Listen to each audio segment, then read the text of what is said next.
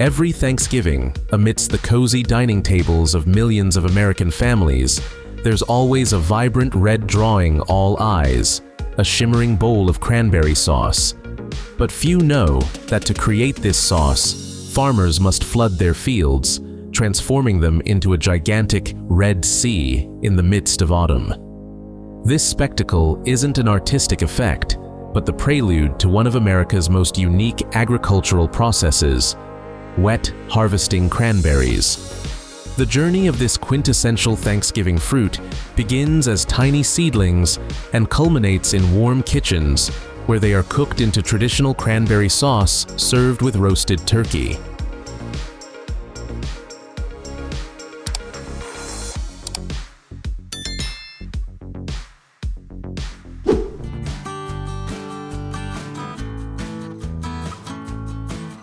In the cranberry production chain for Thanksgiving, everything starts with a seemingly small but crucial link that determines the entire yield: the seedlings.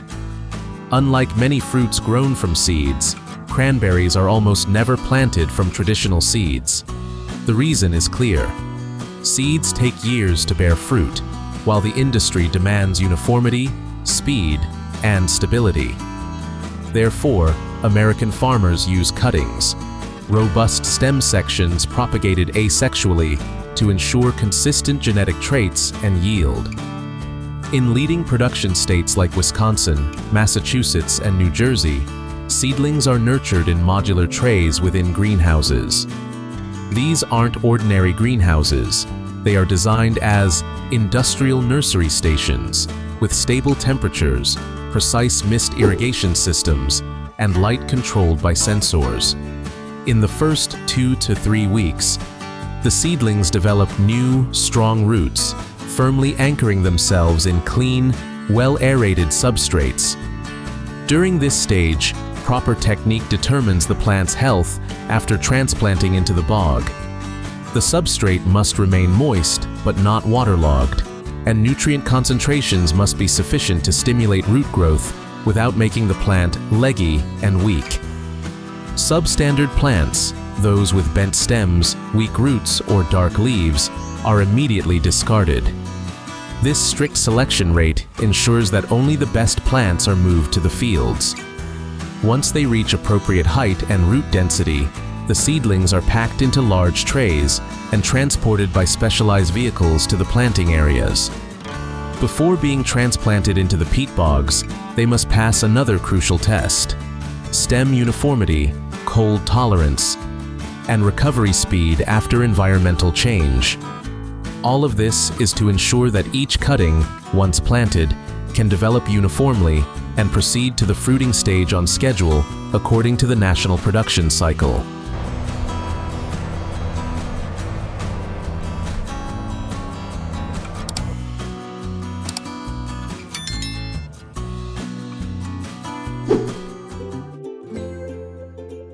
When the trays of seedlings pass their final inspection, their journey from the greenhouse to the field environment, the peat bog, officially begins. Cranberries are not grown on dry land like typical fruit trees. Instead, they are transplanted onto special surfaces, thick, organic-rich peat layers that retain moisture but drain very quickly. This is the natural ecosystem of this fruit, and farmers must recreate it with millimeter-precise technical processes. First, the bog surface is leveled using industrial tractor-mounted blades.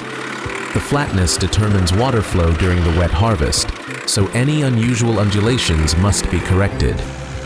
Then comes the most important step: sanding. Specialized sand spreaders lay a 1.2 cm thick layer of fine sand over the entire surface. This sand layer serves a dual purpose. It helps rejuvenate roots, reduces disease, and maintains a loose soil structure. On large farms, hundreds of tons of sand are consumed per season. Once the field is perfectly prepared, the seedlings are planted using a broadcasting method, rather than individually planting each one. Thousands of seedlings are evenly spread across the bog surface by workers, forming a light green carpet. Next, a specialized machine called a bedding roller slowly passes over, using rotating shafts to gently press the plant stems into the sand layer. This technique not only helps anchor the cuttings in place, but also stimulates them to grow new roots from the buried stem nodes. To ensure uniform development, the irrigation system is activated immediately after planting. Misters along the field provide a stable water supply, helping the plants recover quickly after transport. From this moment, cranberry plants begin their adaptation to the outdoor environment, preparing for a long and challenging phase, where weather, pests, and even weeds can directly impact the final yield.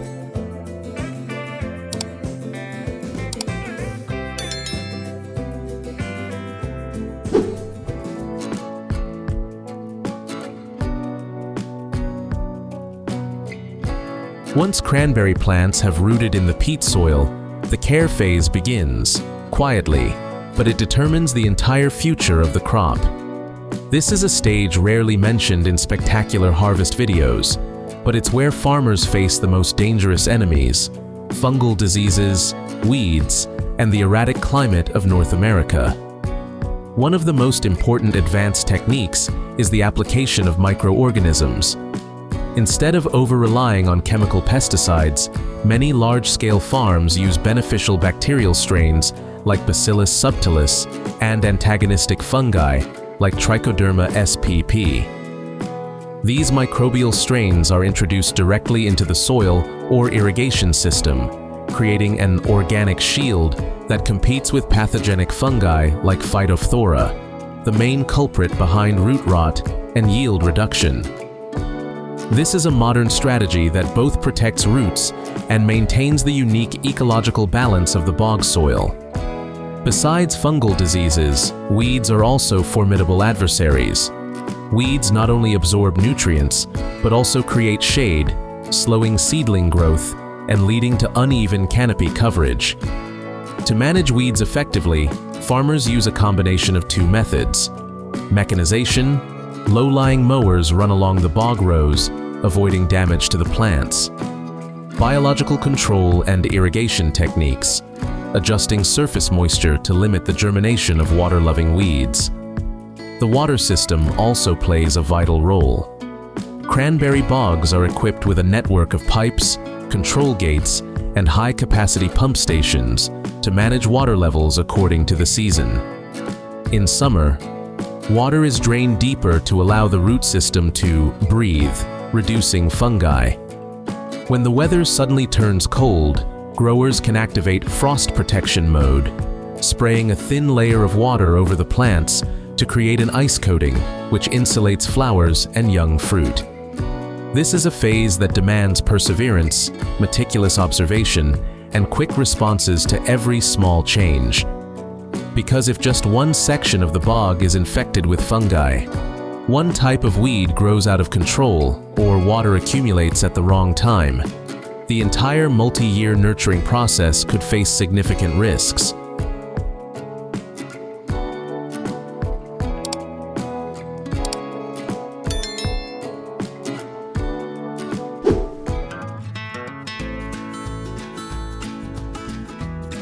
As summer arrives, the cranberry fields enter their most critical phase: flowering and pollination. Tiny, pale pink blossoms bloom into a delicate carpet across the bog's surface. Though small in size, this stage almost entirely determines the crop's yield.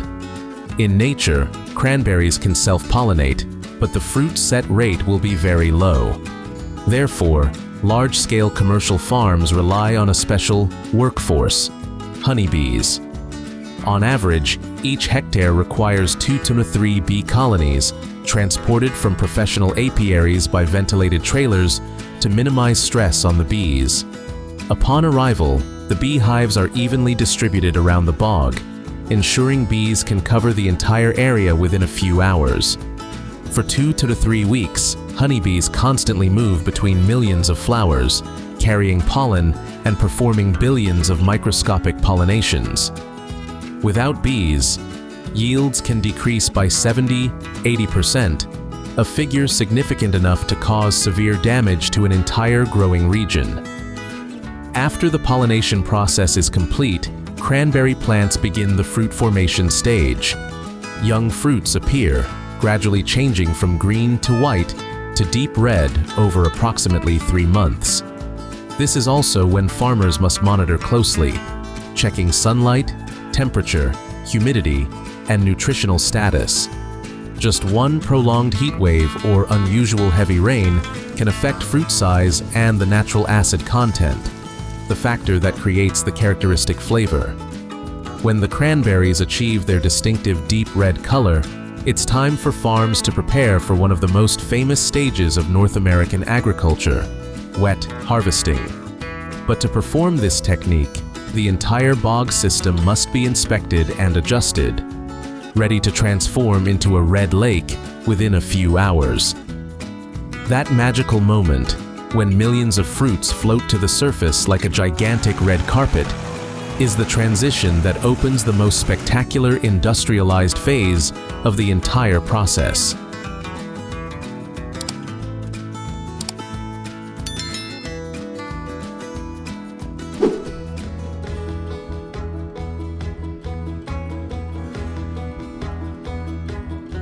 When the cranberries have achieved their distinctive deep red color and ideal acid sugar content, the entire field enters the most anticipated stage, the wet harvest. This technique is unique to certain regions of North America and has become an iconic visual symbol every autumn. The appearance of these red water lakes is not only beautiful, but also a testament to America's optimized industrialized agricultural expertise. The process begins by pumping water into the bog. High-capacity pump stations, powered by diesel or three-phase electricity, operate continuously to raise the water level by approximately 30 to 45 centimeters. This depth is precisely calculated, just enough to separate the fruit from the vines, but not completely submerge the vine and root system. Once the water reaches the ideal level, special machines called water reel harvesters are introduced. These devices resemble steel skiffs fitted with giant egg beater-like rotating wheels. As the machine moves across the water, the wheels rotate, creating gentle vibrations that shake the cranberry bushes, causing the ripe fruit to detach from their stems. The magic happens immediately afterward. All the fruit floats to the surface. Not by magic, but thanks to the natural air pockets within the fruit's flesh, making cranberries less dense than water. Millions of fruits float up simultaneously, forming a red carpet stretching to the horizon, a sight instantly recognizable in media every Thanksgiving season. Once the fruit is floating, workers begin using floating booms to corral them into large circles. Herding the fruit requires seamless coordination among multiple teams, boat operators, boom adjusters, and water overseers to prevent large waves from washing the fruit back. Once concentrated into dense masses, the fruit clusters are guided to a suction point, where a specialized pump conveyor system is located. Here, a powerful suction nozzle pulls the fruit onto a conveyor belt, leading directly into large containers on massive trucks parked at the edge of the bog. Along the way, the cranberries are pre-rinsed, defoamed, and small leaves and twigs are removed. The entire process, from raising the water to filling the trucks, takes place within a few hours, dozens of times faster than manual harvesting. It is thanks to this technique that many farms can harvest hundreds of tons in just one day, ensuring a large supply for processing plants during peak season. The wet harvest has become an icon of American cranberries, not only for its beauty, but also for the superior efficiency that technology brings to the national agricultural industry.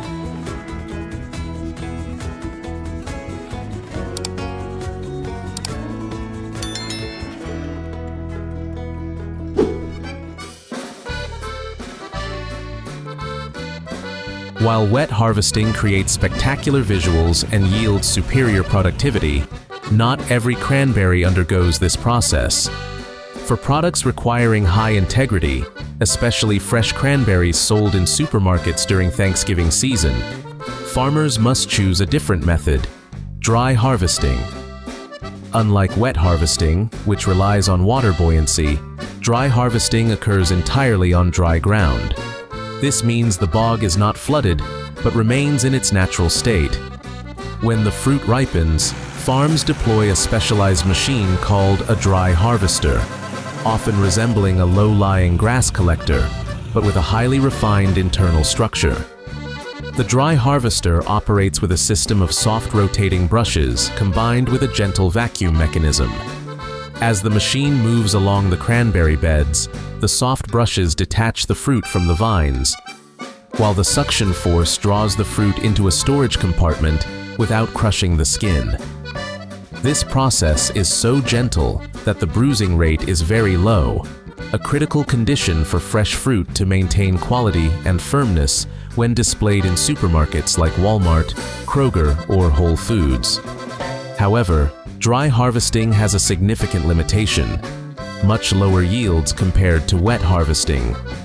Farms typically use this method for only 3 to 5% of their production, the portion designated for the fresh fruit market. Almost all the rest, including cranberries used for juice, dried fruit, or industrial sauce, comes from the wet harvest method. The parallel existence of these two methods demonstrates the flexibility of cranberry agriculture, meeting high-quality requirements while ensuring large production volumes for the processing industry. And it is this combination that helps the U.S. consistently maintain hundreds of thousands of tons of cranberries each year, serving Thanksgiving and year-round consumer demand.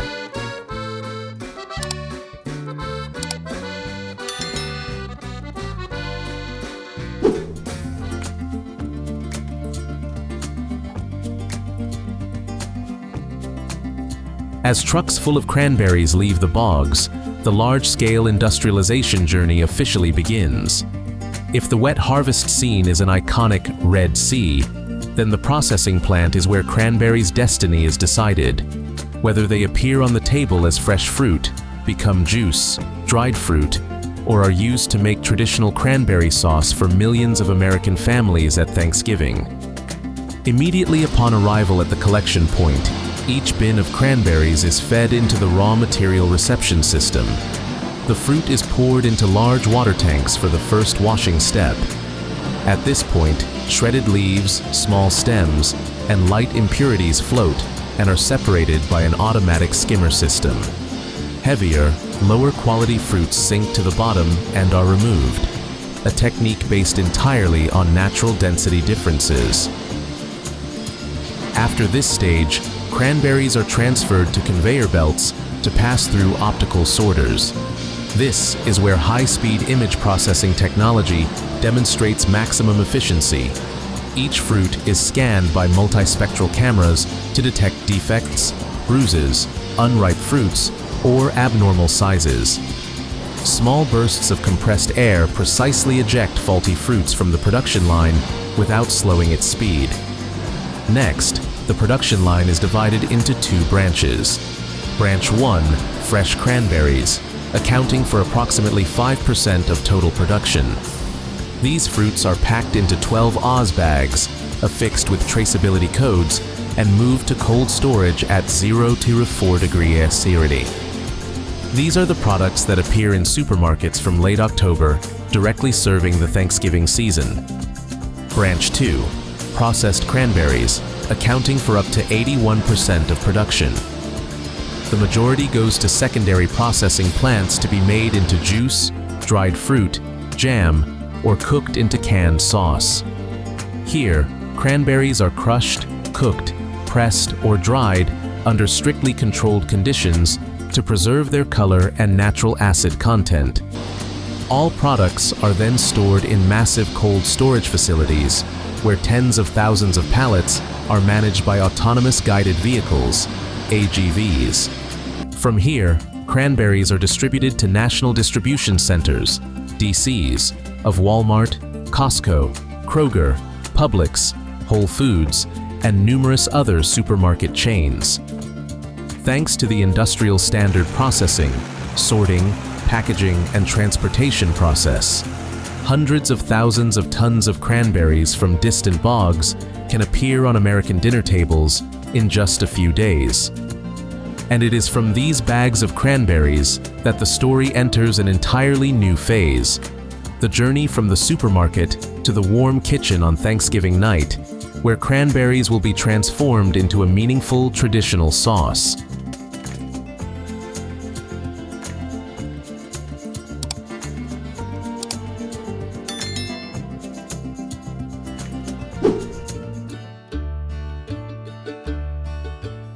Once cranberries complete their long journey from bog to supermarket, they enter their final stage, becoming traditional cranberry sauce for Thanksgiving dinner. Despite the entire industry operating behind the scenes, the final recipe is incredibly simple. Americans only need 340 degrees of fresh or frozen cranberries, 1 cup of sugar, 1 cup of water, plus orange zest, and a small cinnamon stick for warm flavor. The cooking process begins by dissolving sugar in water over medium heat. When the mixture gently boils, cranberries are added and immediately emit characteristic popping sounds as their skins burst. This is a sign that natural pectin is being released and creating thickness without the need for any thickeners. After about 10-12 minutes of simmering, some fruits have fully burst, while others remain intact to provide traditional texture. When the heat is turned off, orange zest and the cinnamon stick are added to impart a characteristic autumn aroma. Finally, the sauce needs to be chilled for several hours to achieve its perfect consistency. When placed on the dinner table next to roasted turkey, cranberry sauce becomes the perfect balancing act, slightly tart, subtly sweet, helping to cut through the richness of the main dish. From field to kitchen, from mechanization to moments of family gathering, this small sauce concludes the cranberries' journey in the most intimate way. If you enjoyed this story, please share your thoughts in the comments, and don't forget to subscribe to our channel to join us on our next explorations into the world of modern agriculture.